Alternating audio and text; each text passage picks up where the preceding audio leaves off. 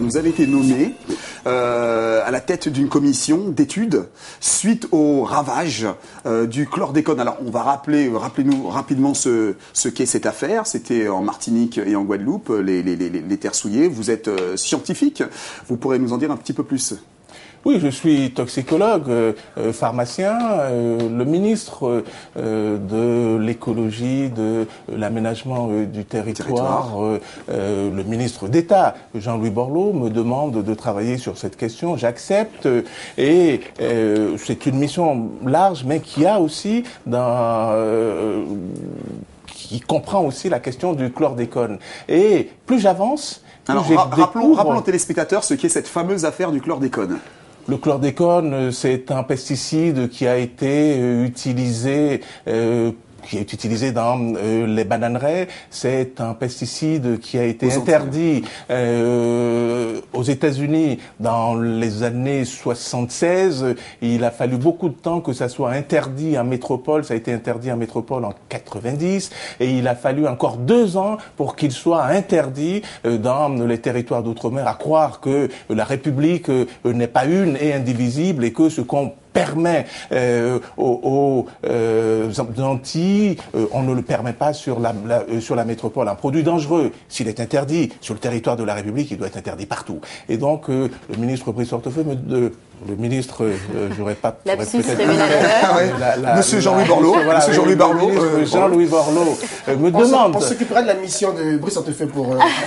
Oh, vous savez, je n'en suis pas là.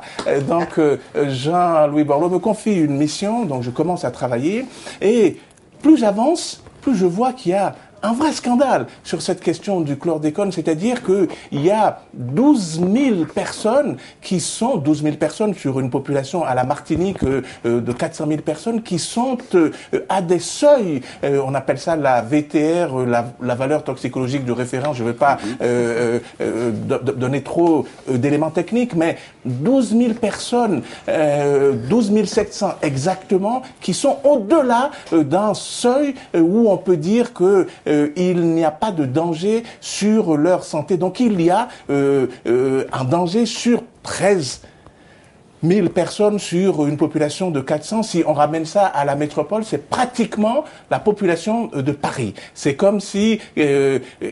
il y avait pratiquement un début d'empoisonnement sur la population de Paris et qu'on ne faisait rien. Et donc, je dis à Jean-Louis Borloo que ce que je vois est très dangereux et je lui dis qu'il faut que les investigations se fassent plus. Alors, je commence à avoir des pressions de son ministère, des pressions de son cabinet où on me dit continuez la mission, continuez toute votre mission, mais laissez de côté la question du chlordécone. Et je dis... Qui a pu faire pression ?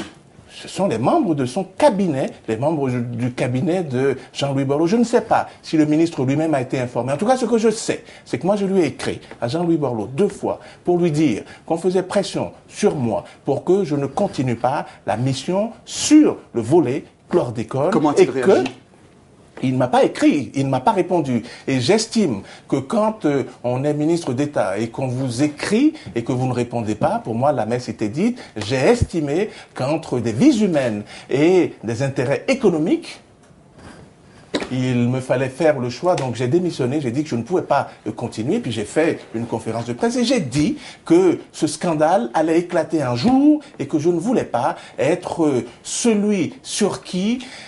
Par qui le scandale arrive? Non, pas le scandale arrive, mais je crois que la colère de ceux qui, aux Antilles, à la Martinique ou à la Guadeloupe, apprendront ce qui s'est passé et apprendront qu'on a voulu cacher ce scandale qui, pour moi, est de l'ordre du scandale du sang contaminé. Je crois que la colère de nos amis martiniquais et la colère de nos amis guadeloupéens sera très très forte. Et moi, je le dis aujourd'hui, je ne peux pas faire une mission si on me dit continuez à travailler comme si de rien n'était, alors qu'il y a, je vous le dis, 13 000 personnes, 12 700 exactement, sur une population de 400 000 personnes qui est en danger. Rapporter ça à la France, c'est la population de Paris. Voilà pourquoi je suis parti de cette mission. Vous voyez, je suis parti pour des raisons graves.